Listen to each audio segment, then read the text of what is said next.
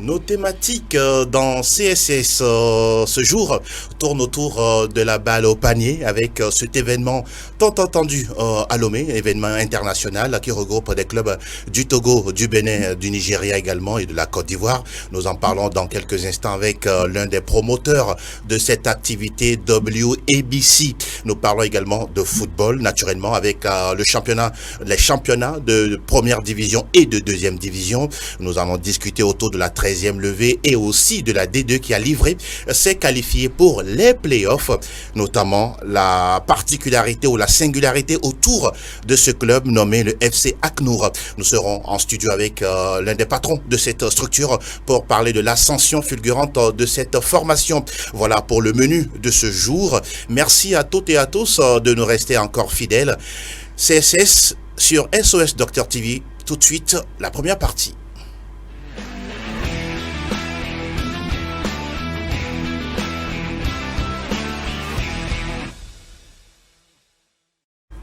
L'actualité au plan national va rimer à partir du 25 février, sinon dimanche jusqu'au 4 mars avec la balle au panier. Nous parlons bien sûr de basketball et en tout cas ce sera l'événement West Africa Basketball Classic WABC. Nous sommes avec Minto Lamboni. Bonjour capitaine, nous avons l'habitude de vous appeler capitaine. Hein. Bonjour, comment vous allez? Je vais très bien Angelo, merci forme, de m'inviter sur votre plateau. Ça fait du bien de vous recevoir et de parler de cet événement. On sera également avec le confrère Delano Batikoun. Bonjour Dela.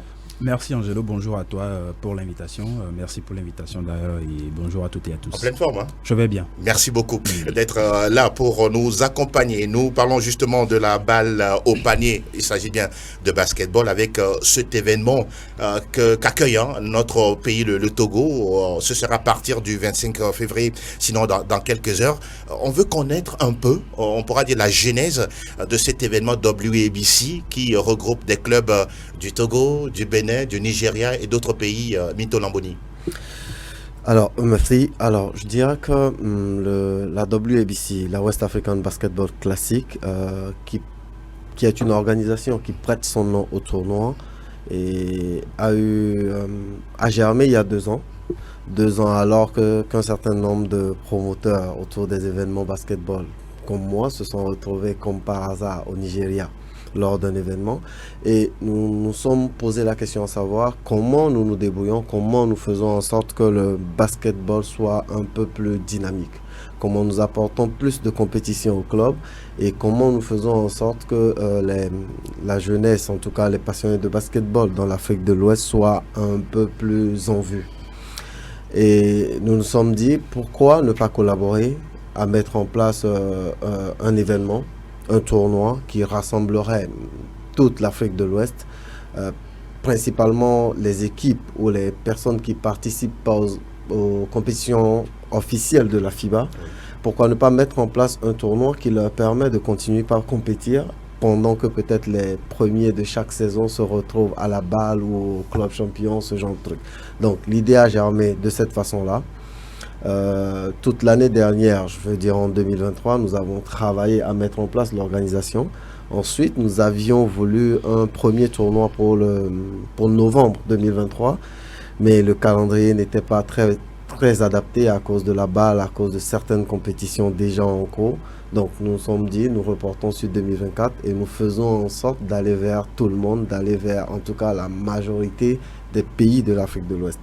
C'est un peu la genèse de la WABC. Le basket, par rapport à ce que vient de déclarer ou de dérouler Minto Lamboni, mine de rien, à part les championnats que nous jouons, c'est vrai, mais là, ça devient un événement, un spectacle pour les amoureux de cette discipline. Là. Pour moi, c'est une vitrine. On sait qu'à part le championnat ici au pays, on n'a pas d'autres compétitions au cours desquelles les basketteurs auront quand même cette opportunité-là de pouvoir se montrer à beaucoup plus parce que ce sont quand même, si vous participez à plus de compétitions, vous avez plus d'expérience, vous gagnez beaucoup plus de visibilité également, surtout que cet événement, c'est un événement de la sous-région, oui, parce qu'il y a d'autres clubs qui seront là, de d'autres pays.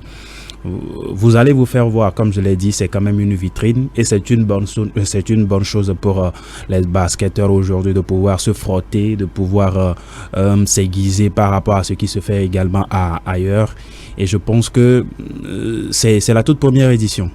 C'est la toute première édition. C'est la toute première édition et que c'est Lomé, la capitale togolaise, qui accueille cet événement. Pour moi, c'est, comme je l'ai dit, c'est une bonne chose. Maintenant, il va falloir que le Togo fasse quand même une bonne compétition. Ça, c'est très important. Au-delà du fait tout, c'est le Togo qui accueille la compétition. Vous avez une bonne vitrine pour pouvoir vous faire voir. Il faut faire une bonne compétition. Permettre également que demain, d'autres clubs qui seront de l'extérieur puissent peut-être vous donner de la main, oui. vous fassent appel par après pour dire que pourquoi pas ne pas venir essayer également dans d'autres pays, parce que c'est très important, comme je l'ai dit. Mais le plus important également actuellement, c'est de pouvoir faire une bonne organisation. Exactement. Faire une bonne organisation et faire une bonne participation, et après on verra si des joueurs ne vont quand même pas s'exporter. Vous le dites bien, s'exporter, ça peut être également un des pans de cette organisation, avec la complicité de la régie. On va regarder le graphique qui présente la présence ou les présences des clubs, hein, parce que là on n'en parle pas de sélection mais des clubs. Oui, parlons justement des clubs attendus pour la compétition, puisqu'on parle d'un tournoi international. Alors, oui, nous parlons d'un tournoi international. Nous avons, pour cette première édition qui se déroule en 3 phases, sur la phase de Lomé, nous avons 2 équipes du Nigeria, 2 du Bénin, une équipe représentée au Togo et une équipe du Ghana. Donc, en l'occurrence, nous avons Gwara Falcon, champion en titre du Nigeria. Oui. Gidi Giants dans le carré. Et on regarde même sur le graphique voilà. qu'on a souvent. Exactement, oui. Dans le carré d'As du Nigeria. Nous avons Elan Cotton, champion en titre du Bénin. Aspac, qu'on ne présente plus en tout cas, de grande notoriété au Bénin. Oui. Nous avons Swallows du Togo. Et nous avons Braves du Ghana. Voilà, on comprend comme quoi c'est un tournoi, on pourra dire fermé, classique. Oui, le Togo sera représenté par Swallows. Gros défi pour ce club-là, multiple champion du Togo, qui a eu des expériences à l'extérieur et qui a un très bon centre de formation. Très gros défi, je devrais dire, parce qu'en fait, depuis quelques années, vous le savez, Swallows s'est réorienté concrètement vers la formation, vers le développement de jeunes talents.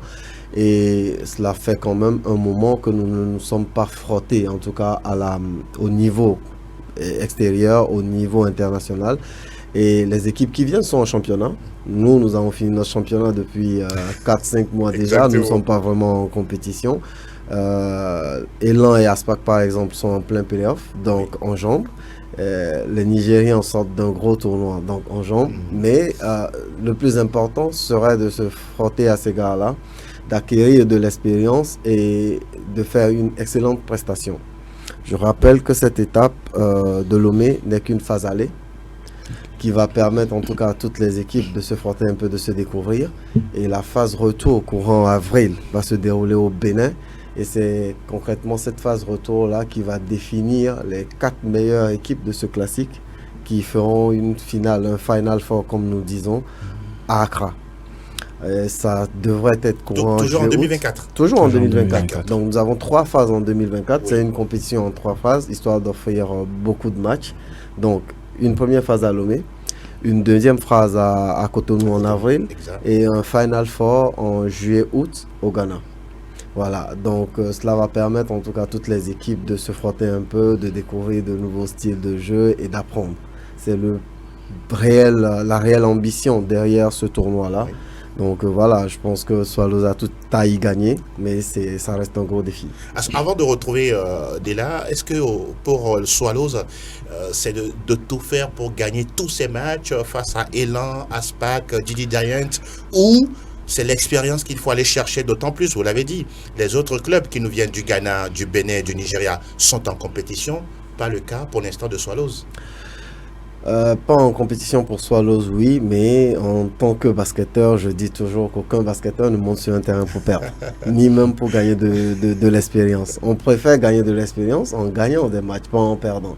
Donc, j'ai suivi de près, étant membre, en tout cas imprégné Oui. de Swallows, j'ai suivi de près, je continue de suivre de près la préparation. D'accord. Et nous partons pour essayer d'engranger le plus de victoires possible sur cette première phase. Cela va nous permettre aussi de connaître le style de jeu et en tout cas l'ossature des équipes qui viennent. Et ensuite, sur la deuxième phase, je pense que nous serons un peu plus aguerris pour rafler des victoires. Pour la représentativité de cette équipe de Swallows que l'on connaît tous, mine de rien, on a quand même un beau plateau pour cette équipe de Swallows. C'est un beau plateau, hein. C'est un très beau plateau d'ailleurs. Maintenant, je me demande pourquoi avoir choisi une seule équipe au niveau togolais, parce que vous avez parlé de deux qui viennent du Bénin, deux du Nigeria et puis un du Ghana. Pourquoi le Togo et le Ghana ont-ils été lésés? Non, pas du tout. Oui. Alors, je dirais que nous avons tous péché, en tout cas en tant qu'acteurs du sport. Nous avons un peu péché au niveau du Togo. Oui. Nous ne faisons pas assez d'efforts dans la promotion en général du sport. Moi, éventuellement, j'essaie de promouvoir un certain nombre de tournois autour du basketball et c'est ce qui m'a poussé en fait à aller vers l'extérieur, voir ce qui se fait, essayer de tisser des partenariats. Et c'est dans cette démarche-là que je suis tombé sur tout un groupe de personnes qui font pareil. Et nous nous sommes mis ensemble pour cofonder la WABC et promouvoir ce tournoi international-là. Malheureusement, le Nigeria, ils ont beaucoup de promoteurs qui marchent dans ce sens-là. Le Bénin aussi. Donc, le Togo et le Ghana, beaucoup moins. Et sur cette première phase, cette première édition, vu que nous collaborons avec la FIBA Zone 3, nous allons devoir mettre en place, en tout cas dans les années qui viennent, une formule qui permet de qualifier les équipes. Nous ne pouvons pas juste les choisir au hasard. Okay. Donc pour cette édition, nous avons voulu copier un peu sur l'Euroleague.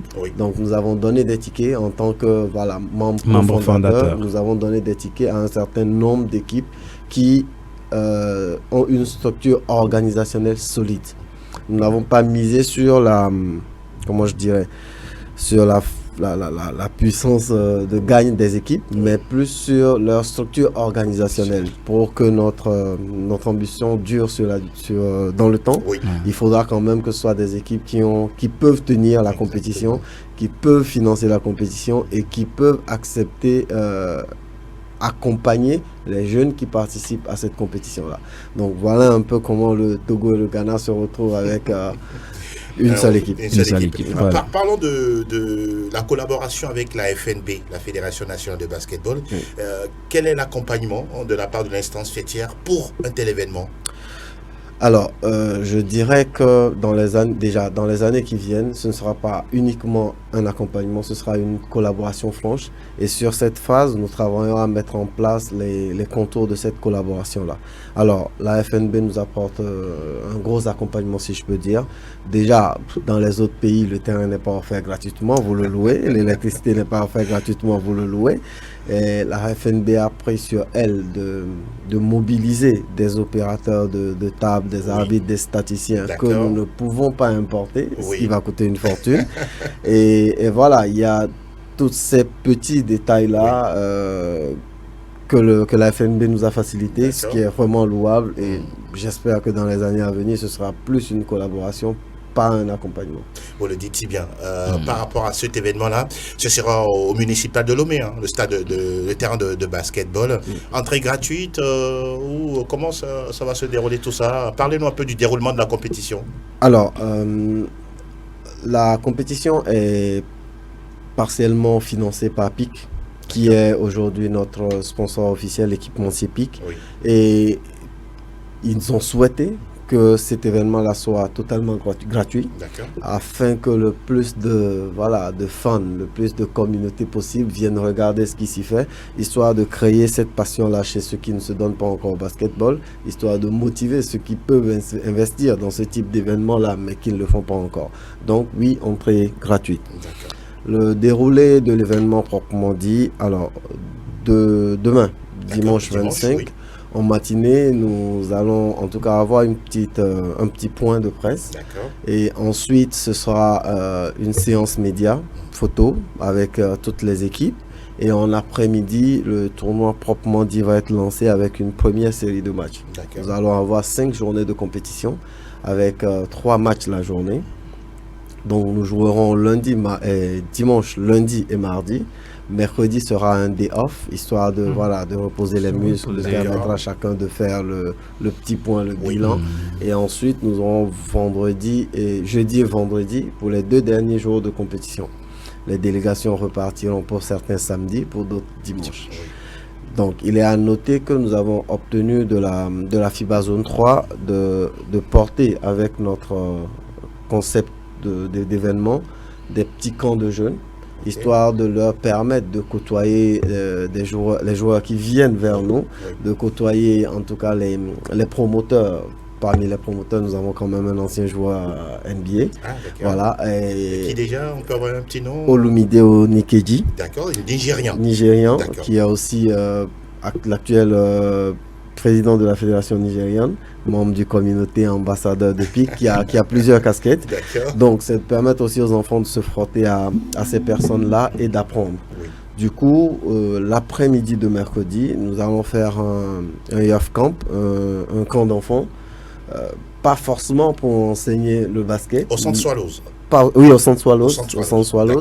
Pas forcément pour enseigner le basketball, mais vraiment pour permettre aux enfants de côtoyer, de se frotter à toute cette masse étrangère qui arrive sur notre territoire.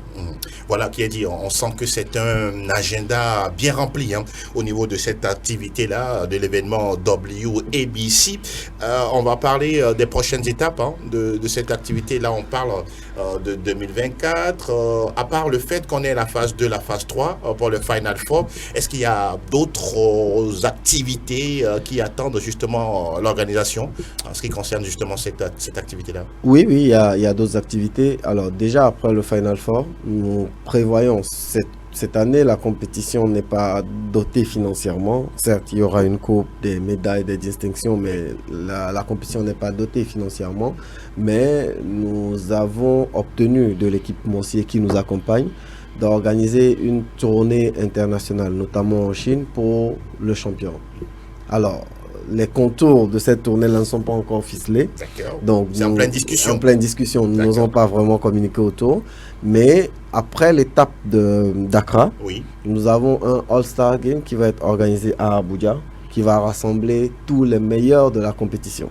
C'est-à-dire que qu'une équipe soit allée en Final Four ou pas, les joueurs qui se seraient distingués dans leur équipe seraient invités à un All-Star Game qui est organisé à Abuja au Nigeria.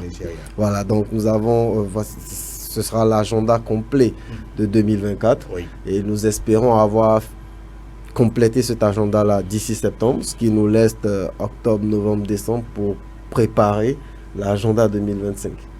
Voilà qui est dit. On a fait le tour concernant cette activité de West Africa Basketball Classique. Tout démarre déjà dimanche jusqu'au 4 mars. Et là, vous y serez, vous trouverez le temps de faire un tour. Je trouverai le temps de faire un tour sur toi à partir de lundi. Exactement, parce qu'on ne cessera jamais de le dire. Il y a Swallows qui représente le Togo, il y a Elan et Aspak du côté du Bénin, il y a Didi Giant, puis Kwara Falcons, Falcons également du Nigeria. Nigeria qui sera également là, et puis un club également venu du Ghana. Oui, le plateau il est bien garni. Mito, Lamboni, vous avez un message à l'endroit des amoureux du basket, des curieux également qui voudraient arriver pour vivre cet événement? Alors oui, un message très important parce que cette étape est une première, en tout cas pour l'organisation et pour le Togo. Mais rien ne nous garantit que la saison prochaine, la prochaine édition, nous aurons des étapes sur le Togo parce que l'Afrique de l'Ouest est vaste. En tout cas, je ferai ce que je pourrais. Vous voulez marquer quand même votre territoire. Voilà, je veux quand même marquer mon territoire. Alors, ce que je peux dire à l'endroit des curieux, des passionnés de basketball, c'est vrai, on n'a qu'une équipe qui participe en ce moment, mais cette équipe est composée de nos frères, nos amis, des personnes que nous apprécions, En tout cas, même des personnes que nous n'apprécions pas, mais quoi qu'on puisse dire, ils vont quand même défendre les couleurs nationales. Notre orgueil. Pas les couleurs nationales, notre orgueil, disons-le comme ça.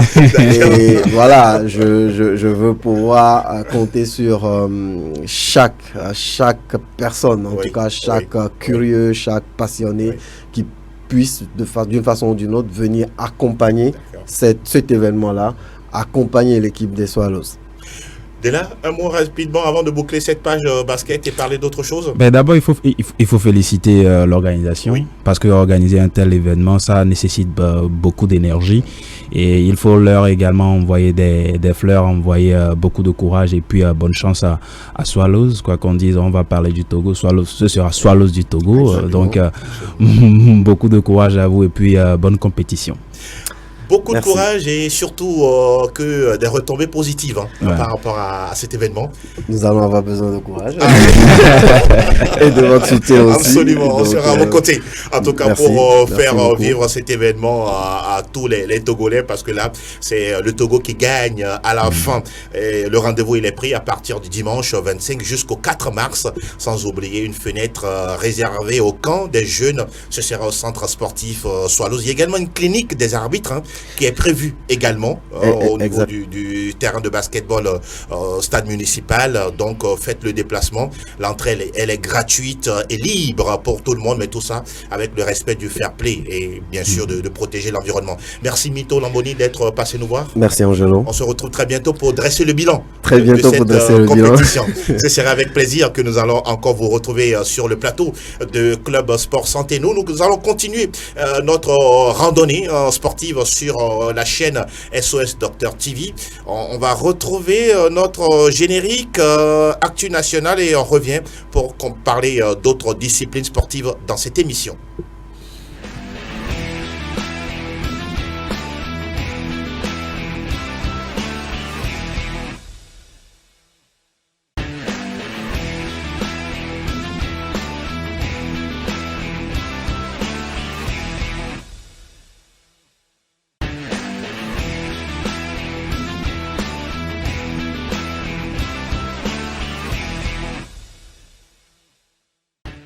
Nous sommes de retour sur le plateau de CSS. Nous allons ouvrir la fenêtre du football, si vous voulez, oui, tout ce qui concerne le ballon rond. On va s'intéresser à la thématique de la distinction de chez Emmanuel Adebayor. Avant d'en parler, on va accueillir un invité également spécial pour nous, Ibrahim Harman. Bonjour, bienvenue. Bonjour Angelo, bonjour amis téléspectateurs de SOS Docteur TV. Comment vous portez-vous? Oui, ça va, tranquille. Et le FC Aknour? Le CDF Aknour se porte bien. D'accord. On fait notre petit bronze de chemin. Félicitations pour vous, en tout cas. Actuellement, il doit être aux anges là. Non, il est très content. On voit le sourire, non? On va en parler tout à l'heure, mais on va d'abord évoquer cette distinction tombée en semaine, en début de semaine, avec la nomination, si on peut le dire ainsi, de chez Emmanuel Adebayor, le capitaine emblématique de la sélection togolaise de football, ambassadeur de la CAF. Dès là, comment vous avez accueilli cette information ou cette distinction venant de la Confédération africaine de football? Avec beaucoup de joie. Quoi qu'on dise, chez Emmanuel Adebayor, il a fait pour ce pays. On se rappelle quand on était encore très petit, c'était ce joueur-là qui nous a permis de quitter, pourquoi pas, s'il faut le dire comme ça, Thiago pour des compteurs nus.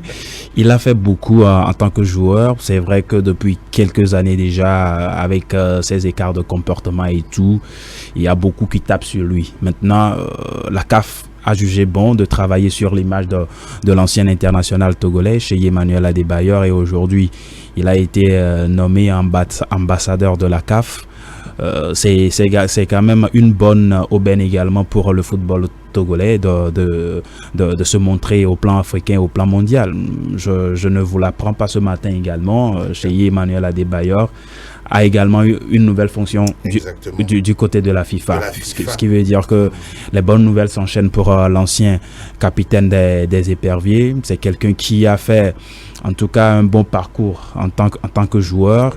Il a joué au niveau d'Arsenal, il a joué à Manchester City, au Real Madrid. Meilleur joueur africain en 2008.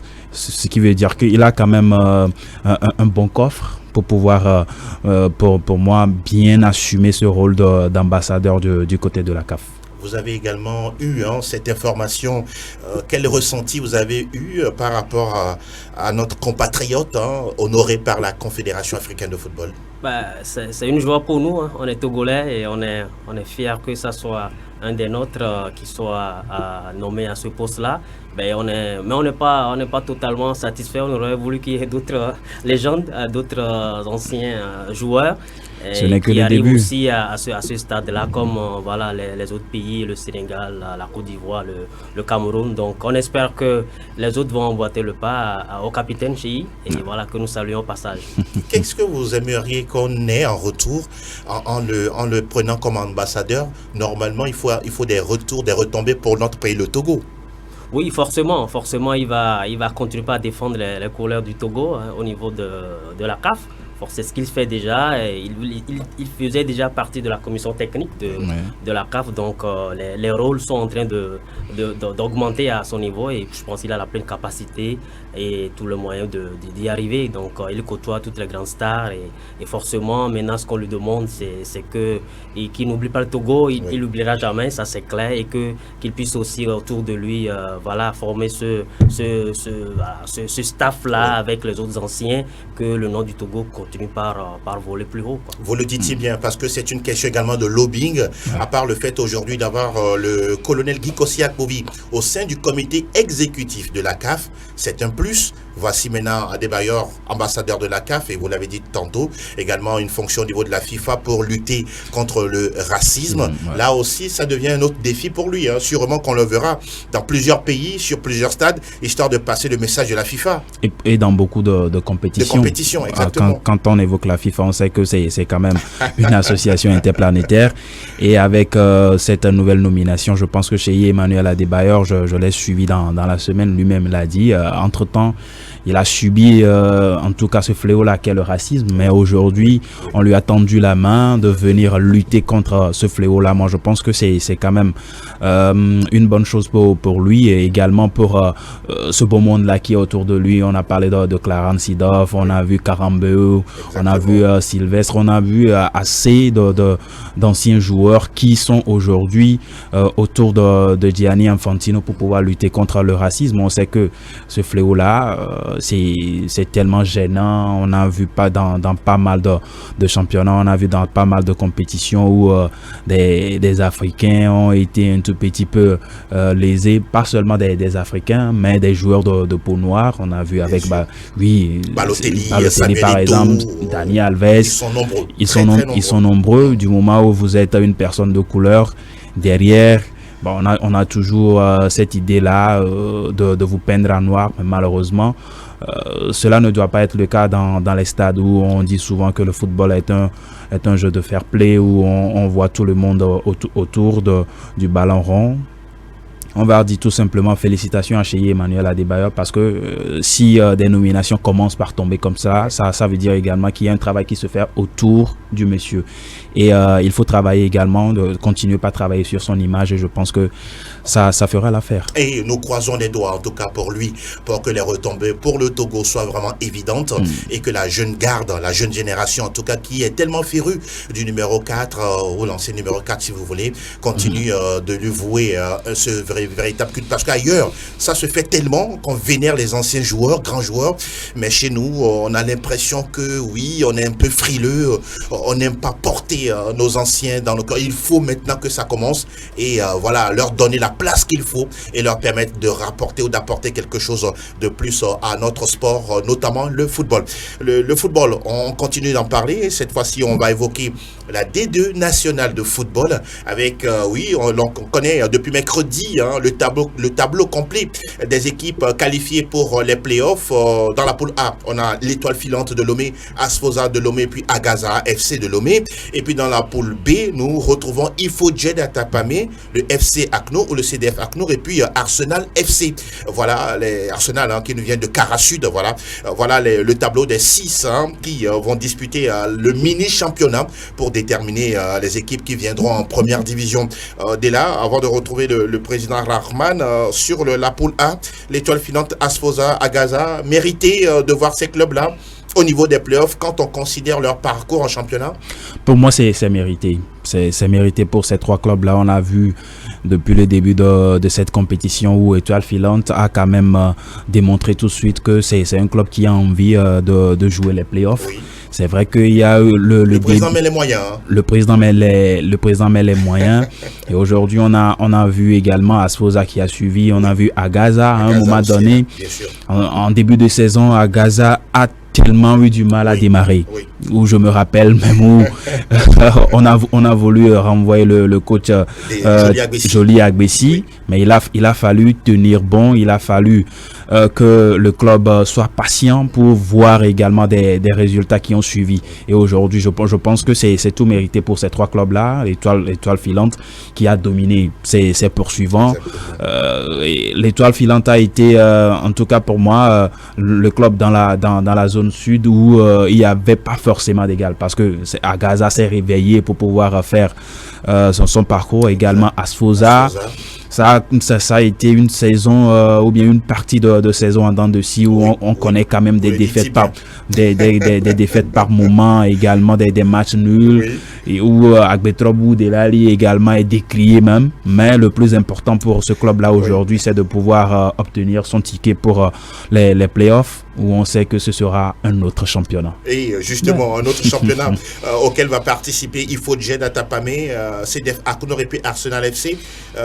Quelle est votre interprétation de ce trio-là? Pour le CDF Akuno, pour moi, c'est la consécration. On a vu ce club-là naître. On sait que ce sont des académiciens où le jeu, c'est un jeu élaboré, où on ne saute pas forcément les lignes. On a un jeu fluide.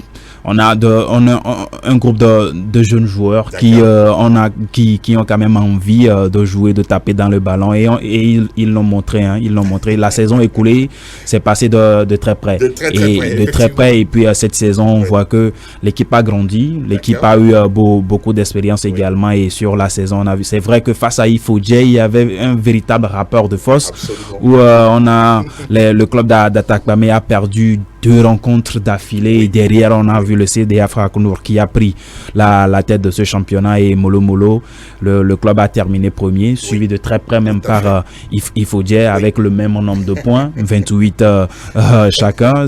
Tout est décidé en goal différentiel. On a le CDF Akunour qui a 28 plus 11 et puis Ifodje 28 plus 8. Donc c'est très serré dans la zone nord, où on verra Arsenal également qui va accompagner les 2 clubs pour disputer les playoffs. Président Harman, vous connaissez très bien votre équipe. C'est le CDF Akunour ou le FC Akunour? Parce que ces derniers moments, on assiste à quelques modifications. Parlez-nous-en, vous connaissez mieux le dossier. Bon, voilà, c'est le centre de développement de football Akunour. Donc c'est le CDF Akunour. D'accord. Bon, ben là, il y en a qui écrivent FC Akunour. Bon, on ne refuse pas. Akunour reste Akunour. Et ce sont les académiciens du Rocher Bleu. Et c'est le plus important. Bon, juste rappeler ce que Della vient de dire. En fait, on n'est qu'à la 13e journée, donc il reste un match, il reste une journée, donc la 14e. Donc on attendra la semaine prochaine pour faire les statistiques et voir, voilà. Sinon, match après match, on essaie d'avancer. D'accord. Félicitations d'abord, tout doucement, parce que là, vous êtes déjà en play-off. Vous avez un peu la tête tranquille. On va parler de votre club qui est tellement cher à vous. Aujourd'hui, quand on voit cette équipe-là, d'abord, c'est l'objectif premier, quand vous aviez tout écrit sur le papier. C'est bon, vous avez coché la première case? Oui, voilà, l'objectif est atteint, on va dire, même à une journée de la fin de la phase régulière. Donc on est premier, on est à 28 points. Je pense que quand on fait les calculs, les autres poursuivants ne peuvent plus nous rattraper. Donc on va dire que c'est fait. Mais en académie, voilà, pour nous c'est match après match. Pour nous c'est chaque journée de championnat, c'est un challenge, c'est un autre défi, c'est un autre moment où on doit prendre plaisir sur le terrain. C'est ce qu'on enseigne aux enfants, c'est ce qu'on a à cœur de voir encore la semaine prochaine face à Ifodje du coup. Donc c'est les 2 premiers qui jouent. À Kara, cette fois-ci, on était chez eux à Atapamé pour la phase aller, où on a gagné 3-1. Maintenant, ils arrivent à Kara. Donc, le mercredi, on va faire la 14e journée. Voilà, c'est ça l'enjeu, c'est clair, mais ce n'est que la première place qui serait un petit enjeu. Mais globalement, on est satisfait parce que c'était un objectif à atteindre, forcément, parce que quand vous regardez un peu la saison dernière, Il a dit tout à l'heure, dès là, je pense qu'on a terminé de peu. On aurait pu se qualifier si on avait dit que c'était 3 équipes qui montaient, derrière Bikinti et Doumbé. Donc on a été classé 3e avec quand même la meilleure attaque, 50 buts. Ce qu'on a récidivé cette saison déjà, parce qu'on est quand même la meilleure. Les deux zones groupées, Nord et Sud, on est à 27 buts marqués déjà sur 13 matchs. Donc ça fait un ratio de 2,07 sur les 13. Donc c'est pas mal comme ratio déjà de buts marqués. Mais on n'est pas satisfait. Vous savez, en centre de formation, c'est ça. Donc pour nous, c'est faire progresser les jeunes match après match, journée après journée et championnat après championnat. Donc voilà, encore une fois, bon, je tire chapeau à la Fédé pour la régularité de ces championnats qui nous permettent, nous, au niveau de l'académie, de pouvoir faire progresser les jeunes. Vous savez, quand ils sont en catégorie inférieure, c'est bien. Voilà, nous, par exemple, comme je vous le disais, il y a un moment, c'est la petite catégorie, le pôle préformation, après le pôle formation. Après, il y a l'élite et puis il y a la section féminine. C'est comme ça qu'on est structuré. Et voilà, donc on essaie d'avancer. Donc, les garçons, ils sont confiants, ils sont déterminés, ils doivent bosser, ils travaillent dur pour avoir leur place, journée après journée. Donc, il faut se battre pour avoir son nom dans la liste des convoqués de 20 que le staff technique sort chaque 72 heures avant chaque match. Et ils se battent pour être sur cette liste-là. Parce que déjà, le plaisir d'être sur le terrain, c'est énorme, c'est immense. Et puis, on a la chance aussi d'être suivi en streaming, en live, sur chaque journée du championnat. Donc, ça leur permet de savoir qu'il y a des fans qui sont derrière, qu'ils vont assurer le spectacle et qui vont dérouler en tout cas ce qu'on apprend chaque jour à l'entraînement. Donc, en tant qu'académie, c'est ça, c'est déployer nos forces. C'est aussi prendre des risques. Vous avez vu, on prend beaucoup de risques dans le championnat. On ne saute pas les lignes, on essaie de construire de la base arrière jusqu'en attaque. Vous voyez, notre gardien de but ou nos gardiens de but, ils jouent beaucoup des pieds. Ouais. Il y a beaucoup de passes qui arrivent en arrière où ils construisent pied gauche, pied droit. Ils arrivent à dérouler. On essaie de passer par la ligne défensive. Après, on s'appuie sur ce qu'on a au milieu, après sur les côtés. Et puis, on avance, on prend beaucoup de risques. Et puis, voilà, c'est le plus important. Je pense que c'est ça qui donne ce spectacle-là sur le terrain chaque semaine où on se déploie. Et on a à cœur que ça continue. Et puis, pourvu que ça puisse faire progresser ces jeunes, pourvu que justement qu'on puisse leur trouver des portes de sortie, parce que c'est aussi une vitrine pour nous de pouvoir les avoir en championnat et qu'ils acquièrent de l'expérience comme ça. Et puis après, que ça puisse leur donner des ouvertures pour que justement le foot togolais aussi puisse avoir justement ces pépites-là que nous en rêvons tant et que nos équipes nationales soient dotées des joueurs talentueux qui sont totalement complets, parce qu'aujourd'hui c'est ce que nous luttons pour ça. Nous travaillons dur pour que nos joueurs, nos jeunes joueurs, ils soient au complet, qu'ils ne soient pas dépourvus de technique ou de tactique ou de sens mental ou de psychologie et tout ça. Donc forcément il faut avoir des joueurs intelligents aujourd'hui et c'est ce qu'on essaie d'inculquer. Donc nos staffs également, ils sont challengés, ils doivent pouvoir travailler dur et poser des équations, en tout cas résoudre les problématiques qu'ils ont en face. Quand on a des adversaires aussi en face, les staffs techniques adverses, c'est aussi un autre match. C'est vrai qu'il y a un match sur le terrain et puis derrière il y a un match aussi entre les deux staffs techniques, il faut les étudier et puis après contrecarrer ou mettre en place d'autres. Donc je pense que c'est ce qu'on essaie de faire et ce n'est qu'une première partie, pour revenir à votre question, ce n'est qu'une première partie des objectifs qu'on va dire qu'on est en train d'atteindre là. L'autre objectif, c'est la deuxième phase, c'est attaquer maintenant ces playoffs, parce que la saison dernière, nous avions déjà fait 26 journées et nous, on sera qu'à 14 journées pour cette phase régulière et pour nous, c'est la moitié de la saison dernière. Donc, il y a une autre moitié qui va se jouer et cette fois-ci, c'est les playoffs, c'est long, voilà, et on va les attaquer et puis on verra, voilà, cette fois-ci, c'est Nord-Sud et puis on connaît déjà les adversaires pour avoir joué les trois filants de Lomé à Gaza de Lomé l'année dernière. C'est l'inconnu, c'est Asfosa que nous avions quand même rencontré à la pré-saison. Donc je pense que c'est des équipes qui se connaissent. Ça sera beau sur le terrain, on va assurer le spectacle et puis voilà, que du bonheur sur le terrain. Vraiment, on va parler de l'organisation autour de cette équipe, de ce centre de formation. Il y a la tête, en tout cas, naturellement le président il est là, et puis il y a les autres démembrements. Comment vous êtes structuré? Parlons-en. Ben, écoutez, je pense que cette semaine, vous avez eu le président national des deux Afro, Florent Kataka, qui vous a parlé d'organisation, de structuration. Voilà, on est quand même, on réfléchit beaucoup, on s'arrête pas, on se projette beaucoup et on est quand même rigoureux sur l'organisation administrative, sur une structure qui doit pouvoir fonctionner et ne pas avoir des limites et faire travailler tout le monde. Nous-mêmes, on est sur le terrain. Voilà, moi, en tant que président du club, voilà, du CDFA Kounou, je ne suis pas seul, ben voilà, il y a mon staff qui est là, les plus proches collaborateurs. Quand on prend mes vice-présidents, à qui je fais un coucou au passage, les deux Boukari, c'est Hamza et Nourou et Fawaz, et puis William, le directeur sportif, et tous les autres membres qui sont là. Après, derrière, on a un staff admin, un staff technique qui travaille, un staff communication, un staff médical, l'intendance, la sécurité. En tout cas, tout ce que vous avez aujourd'hui que la fêtière nous a demandé déjà dans le cadre de la professionnalisation, nous avions soumis notre dossier en tout cas. D'accord. Voilà. Donc ça c'est intéressant en tout cas. Ben ouais, on est obligé de passer par là parce que voilà, on a les moyens de le faire et le premier avantage que nous avons, c'est la disponibilité des ressources humaines. Je pense que ça c'est très important. Après, on parle d'argent, on parle de moyens financiers, oui, mais la première des choses c'est d'avoir la disponibilité des hommes et c'est des femmes, les ressources humaines donc pour pouvoir travailler, mettre les idées ensemble et évoluer. Vous le dites si bien, quand on revient un peu sur la nomenclature de la pyramide du côté du CDF ACNUR, quand on voit que tout s'est structuré comme ça, évidemment, on doit avoir des résultats. Évidemment, on doit avoir les résultats. Il faut avoir une planification, il faut avoir un planning. Et quand vous avez un organigramme qui est bien ficelé comme cela, vous savez, il y a la tête et en dessous, il y a quand même des gens. Il faut toujours suivre la hiérarchie. Et je ne pense pas que le président qui est ici, à chaque fois qu'il y a un problème, on l'appelle directement. Voilà.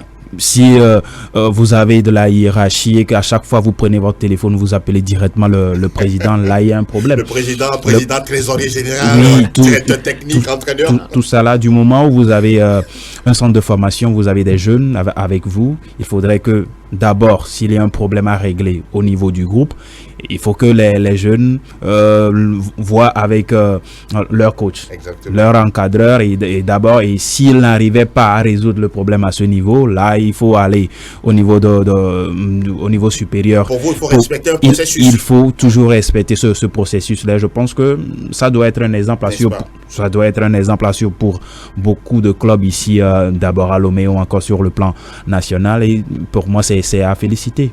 On va rester toujours dans le giron de l'organisation et surtout cette fois-ci de l'effectif du CDF ACNUR. Nous avons de jeunes joueurs, c'est ça? La catégorie d'âge, c'est quoi? 20 ans, 21 ans, 22 ans ou moins pour ce championnat que vous jouez actuellement en D2? La moyenne d'âge chez nous, c'est 22 ans. Voilà, donc c'est vrai que... Le vrai âge? La moyenne d'âge chez nous? Le vrai âge. Ben, le vrai âge, bien sûr. Oui, tout à fait. Parce qu'il y en a qui disent qu'il y a l'âge sur le passeport et l'âge... Non. Je pense qu'on a quitté cette étape-là. Je pense qu'aujourd'hui, on nous fait confiance au Togo parce qu'on comprend, on sait que nous sommes aujourd'hui... Vous y mettez de la rigueur? Énormément. Et ça commence par la base, ça commence par les parents. Nous invitons beaucoup les parents à travailler là-dessus. Tout commence par la famille. Je pense que c'est ce qu'on essaie d'inculquer à tout le monde. C'est de la sensibilisation. Vous savez, aujourd'hui, il y a beaucoup de mécanismes, de moyens de lutte contre la fraude sur l'âge, de la FIFA, de la CAF. Donc forcément, on ne veut pas être embêté par des situations comme ça. Et nous, par exemple, en académie, on enregistre les enfants très jeunes déjà. Avec le système du Connect, avec la FEDE et le TMS et FIFA Connect, on enregistre les enfants très jeunes. Ça les sécurise et ça fait que forcément, on ne peut plus modifier l'âge. Donc il est enregistré à partir de 15 ans. Voilà. On fait ce cursus-là jusqu'au bout. Et ça nous amène à nous trépasser, à travailler dur pour que justement, quand il a un talent qu'on a identifié, donc on le fait progresser comme ça, on le fait grandir, voilà, et puis on espère qu'il va sortir pro et puis qu'il va devenir un grand joueur demain. Donc je pense que c'est le plus important. Avoir demain des retombées, parce qu'après tout, vous formez pour ça. Aujourd'hui, quel est le joueur qui sort du lot, qui est en train de taper dans l'œil, qui porte l'équipe? C'est toujours les frères Asia Malé ou bien il y a d'autres joueurs? Ben, moi, je vais vous surprendre. Allez-y. Je sais que vous aimez tous parler de Jules Asia Malé, le capitaine, le dossard 10. Les frères Chazodi également. Voilà, pour nous, c'est pas un seul joueur. D'accord. Voilà, pour nous, ils sont tous bons, ils sont tous talentueux. Je vais le président, il est malin, ça. Donc, il ne veut pas créer des problèmes à qui que ce soit. Ils sont tous bons et le staff également. Donc, il n'y a pas que le joueur. Surtout avec le coach Agrignan. Voilà, exactement. Oui, Agrignan aussi. Ils sont tous qui fait un très bon boulot. Félicitations à lui. Exactement. Donc, maintenant, place aux agents, place aux managers qui nous suivent tout le temps de pouvoir aussi envoyer les demandes, nous contacter pour un profil parce qu'ils ont plusieurs qualités et tout c'est la somme de toutes ces qualités que nous mettons sur le terrain et qui fait que voilà, nous arrivons à scorer, nous arrivons à déployer ce football. football que nous voyons aujourd'hui. C'est vrai que, comme Dela il a dit, c'est vrai, c'est chatoyant, c'est beau à voir, mais pour moi, personnellement, en tant que président, c'est pas extraordinaire. C'est ce que nous tous on devrait faire au Togo. C'est nous tous toutes les académies devraient jouer ainsi, le Togo devrait jouer ainsi. Je jette des fleurs déjà à la Fédé, au ministère des Sports et des Loisirs et à la gestion technique nationale pour déjà les détections qui sont en cours. Le dossier TDS est en cours pour les talents. Et c'est comme ça qu'on doit commencer dès la base avec les détections des jeunes, les suivre et avoir un plan de jeu, une manière de jouer au Togo, une philosophie du football togolais aussi qui est enseignée un peu partout et qu'on suit. Comme ça, on a un championnat qui est attractif. Aujourd'hui, on n'est pas assez attractif parce que quand on va ailleurs où on nous dit vous n'avez pas un championnat qui attire, on ne vous voit pas sur Canal, sur Niwo TV, etc. Il faut que vous soyez un peu plus attractif. Pour être attractif, je pense qu'il faut avoir des plans de jeu, il faut avoir une philosophie de jeu, il faut que tout le monde puisse avoir un meilleur football, que quand les gens ils nous voient, ils soient contents de voir du football, qu'ils soient contents, qu'ils soient aguerris, qu'ils soient fiers de ne pas perdre le temps devant les petits écrans ou quand ils arrivent au terrain et que ça dégage pas et que ça saute pas les lignes, que ça joue au football tout simplement. Donc c'est ce que nous essayons de faire, c'est ce que nous enseignons aux enfants dans les académies. Dieu merci, nous avons 2AFoot aujourd'hui qui fait un travail énorme avec nous à leur côté. Nous avons 2AC-Foot aussi, il y a l'Itocaf, il y a plein d'associations que la Fédé ou le ministère reconnaissent et ça avance, on doit continuer dans ce sens-là et avec la détection des talents qui est en cours, je pense qu'il faut continuer dans ce sens-là pour donner de l'attractivité à notre football et on en a besoin. Et on vient de citer Adebayor, forcément, il aura besoin que le travail continue en Togo chez lui pour que justement lui puisse en parler sur le plan international pour que les gens viennent nous voir, les recruteurs, les agents et voilà, qui puissent aussi être fiers de représenter le Togo devant la CAF et devant la FIFA. Vous le dites si bien, avant de vous retrouver tout à l'heure pour évoquer les ambitions à court, à moyen et à long terme du CDF ACNUR. Dès là, je me tourne encore vers vous. Cette D2-là, mine de rien, pour le CDF ACNUR, quoi qu'on dise, la suite du mini-championnat ne serait pas du gâteau. Il faut aller cravacher pas du tout pour décrocher le fameux sésame qualificatif pour la montée en première division. On sait que la D2, c'est beaucoup plus compliqué que la D1. Ça c'est clair, dans tous les championnats c'est très difficile. Maintenant ils ont fait une première partie de saison qui est à saluer. Il faut féliciter le club. Maintenant le plus important sera de faire un bon parcours lors des playoffs. Et ce sera un autre championnat comme je l'ai dit entre temps avec 6 clubs, 10 matchs en aller retour. Ça va être très compliqué à tous les niveaux, pour tous les clubs ça va être très compliqué, mais connaissant le CDF ACNUR depuis ce qu'ils sont en train de faire depuis un bon moment, je pense que c'est pas seulement ou bien c'est pas parce que le président est sur le plateau, mais je pense que le CDF ACNUR peut prétendre être en tout cas l'un des qualifiés pour aller disputer la D1 la saison prochaine et je pense vivement avec tout le travail qu'ils font de l'autre côté, ce sera pour moi la consécration, ce sera pour moi le fruit de ce travail élaboré là qui se fait du côté du CDF ACNUR. Président Rahman, au niveau du CDF ACNUR, si on parle des ambitions aujourd'hui, si on vous demande de lister, quelle sera la première ambition pour votre structure? Non, je dirais que c'est faire progresser les jeunes match après match, c'est-à-dire que nous en avons 11 qui restent, voilà, y compris celui de la semaine prochaine. Après, il y a 10 matchs pour les playoffs et on va les prendre un à un, match après match. Pour nous, c'est comme je vous l'ai dit tantôt, c'est chaque match ou chaque journée programmée, c'est un challenge pour nous, un nouveau défi à avoir et un objectif à atteindre, se déployer, déjà faire partie des 20 et après sur le terrain, faire partie des 11, se déployer, avoir des objectifs atteints côté joueur, côté staff et côté administration. Et voilà, donc pour nous, c'est vrai, on est content d'être en playoff et maintenant, c'est pas fini. Il faut qu'on aille chercher en tout cas les 10 matchs qui arrivent là. Et voilà, c'est challengeant. C'est challengeant. On a déjà joué 2 d'entre eux, ces clubs-là au nord. Je vais parler d'Ifodje et Arsenal de Kara. Et voilà, les autres, on va les découvrir après le calendrier et naturellement on veut attaquer match après match et faire progresser les jeunes, les amener à élever encore plus le niveau parce que ça va être un des objectifs. En tout cas, c'est ce que nous sommes en train de faire. Puisque vos concurrents également vous attendent au carrefour. Bien sûr, ça c'est une réalité. Déjà, c'est pas, comme il a dit, c'est un championnat qui est compliqué parce que c'est des matchs, quand vous regardez un peu comment ça se passe, c'est dur sur le terrain, il faut cravacher dur pour pouvoir prendre les 3 points. Exact. Et on a à cœur de continuer dans ce sens-là et d'attaquer les playoffs avec ces 10 matchs, 5 en aller, 5 au retour, et puis après il faut terminer, je pense, dans les 2 premiers pour être c'est faisable en tout cas pour vous. C'est faisable pour vous, beaucoup de courage. Hein. Est-ce que le CDF ACNUR serait en partenariat avec le FSA par hasard? Oui, effectivement, voilà, donc ils sont tout le temps ensemble. Nous sommes, c'est une fusion. C'est un partenariat de longue date, donc vous voyez que ce sont la plupart des enfants du centre de formation Future Star Agua qui évoluent sous le CDF ACNUR, donc c'est un partenariat et comme on dit, c'est ACNUR, c'est le club du championnat des académiciens. Voilà. L'année dernière, vous voyez, on avait, à part FSA, on avait les autres académies comme Swallows, comme Amitié, comme Mounas, Genève, Planète, on est ensemble, voilà. Donc, on se veut être le club des académiciens, c'est-à-dire que le club du championnat où on retrouve les jeunes académiciens qui jouent le championnat d'élite et pas que seulement avoir des joueurs seniors qui viennent des autres pays, Ghana, Bénin, Côte d'Ivoire, Nigeria, mais avoir nos jeunes qui sont issus de nos centres de formation, de nos académies, parce qu'on a quand même... je vous rappelle que ACNUR est créé en 2014 et ACNUR fait partie de la 2A Foot. On a déjà joué avec ACNUR, FSA, Swallow, des compétitions de jeunes, le TIA Foot par exemple en 2019, et on était allé au TIDA avec FSA à Abidjan avec les académiciens. Donc je pense que c'est cette continuité là qui fait que voilà, on a cœur de continuer par faire progresser les jeunes et les amener au firmament. Maintenant on fera pas tout ça et sans la finalité de pouvoir les faire sortir, parce qu'aujourd'hui c'est ça aussi, de pouvoir faire sortir les jeunes. Vous investissez, il faut avoir des retours, c'est très important.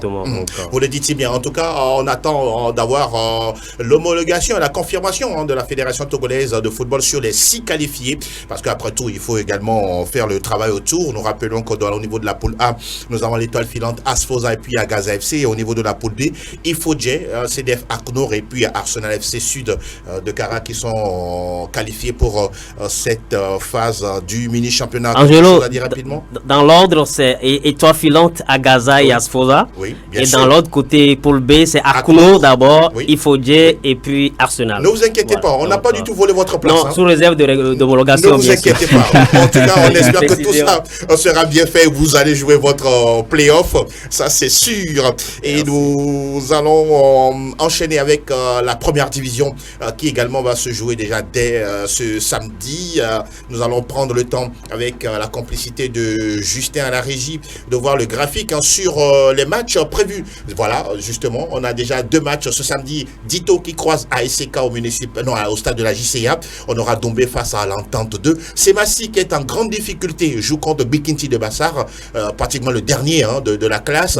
La Esbina accueille Asco Akara. Bon, on se demande si Asco également est en déplacement, puisque Asco va jouer sur son propre terrain. Voilà.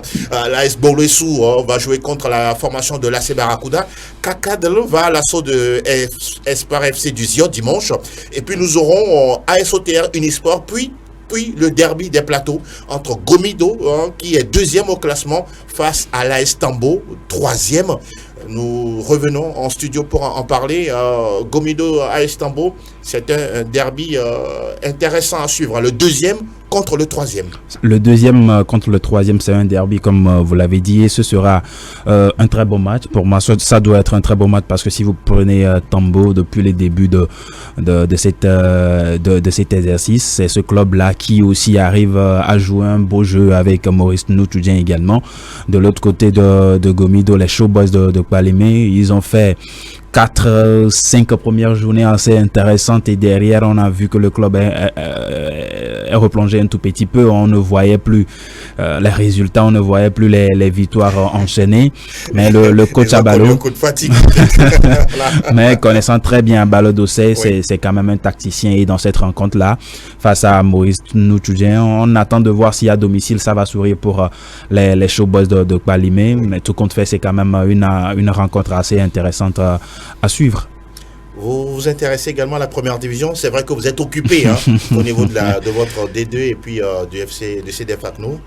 Un mot sur ce match-là, Gomido à Istanbul? Oui, forcément, je pense que c'est aussi un challenge entre Jean-Paul et Maurice. Donc forcément, ça va se jouer aussi sur le plan tactique. Après, sur le terrain, je pense qu'il y aura match. Et forcément, tous les deux clubs sont sur une bonne dynamique actuellement. Et il y aura du football. Forcément, je pense que le terrain sera assez rempli pour que le spectacle soit assuré aussi sur le terrain. Donc, voilà. Alors, dès là, tout doucement, on est en train de finir cette émission. On va revenir pour conclure avec le CDF ACNOR, un club de centre de formation ou un centre de formation en division d'élite.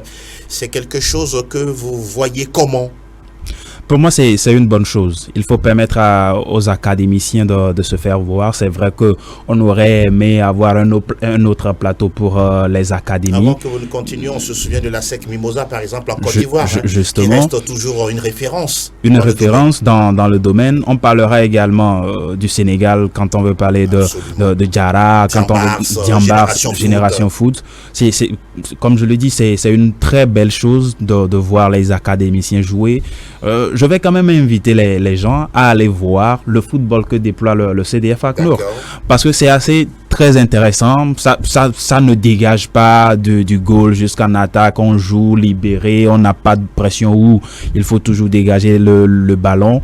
C'est assez léché, c'est très beau à voir. C'est pour cela que je dis, il faut permettre à ces académiciens-là de pouvoir se faire voir. Permettre à ces jeunes joueurs de se frotter à leurs grands frères, parce que c'est la moyenne d'âge, il a dit tout à l'heure, c'est 22 ans. Et je me dis qu'on aurait aimé voir un autre plateau pour ces jeunes joueurs pour se faire voir. Malheureusement, on n'a pas ça encore au Togo. On espère que la fédération va mettre tout ça là en place. Mais il faut féliciter ce qui se fait au niveau des académies, pas seulement qu'au niveau du CDF ACNOR. Il faut féliciter Swallows, il faut féliciter le centre d'Agbodraf, Liberty Sport d'Agbodraf, Planète Foot. Il faut féliciter tout ce beau monde-là. Félicitations en tout cas à leur président, bref, à leurs dirigeants, tout ce beau monde-là qui injecte de l'argent dans ce football, et surtout qu'ils arrivent à avoir le retour sur investissement, parce que c'est très important. Parce que pour chaque académie, on investit, on forme les joueurs, c'est pour les vendre et avoir un retour sur investissement. Ce sera également la visibilité de ces académies. Si vous arrivez à placer 2-3 joueurs dans d'autres clubs chaque saison, on dira que oui, financièrement, vous serez nanti. Et avoir surtout cette possibilité de faire sortir des joueurs directement du championnat pour l'extérieur. Le dernier que l'on a, je pense, c'est Hakim Urosama, qui avait quitté directement le championnat pour l'AS Togoport à l'époque. Mais depuis, c'est des championnats de transition. Mais on croise les doigts.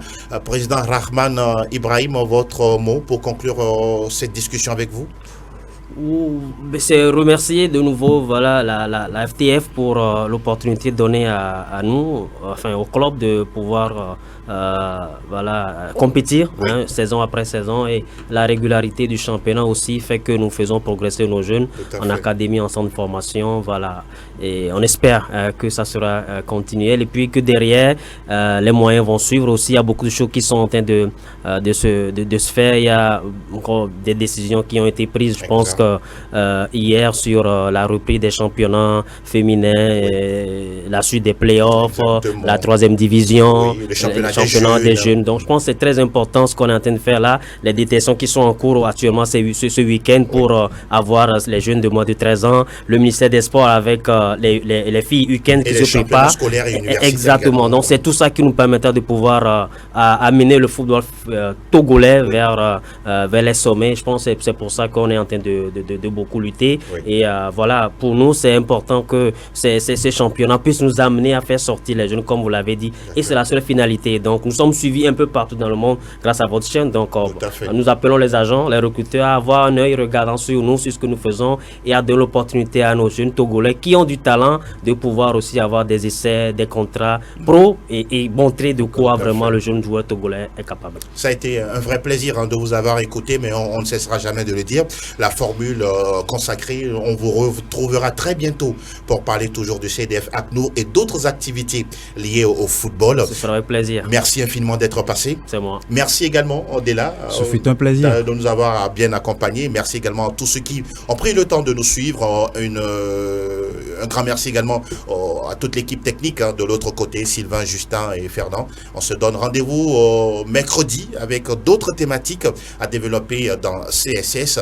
On vous souhaite déjà un magnifique week-end, sans oublier une activité sportive, c'est très important. Et on se dit à très très bientôt. Ciao, ciao.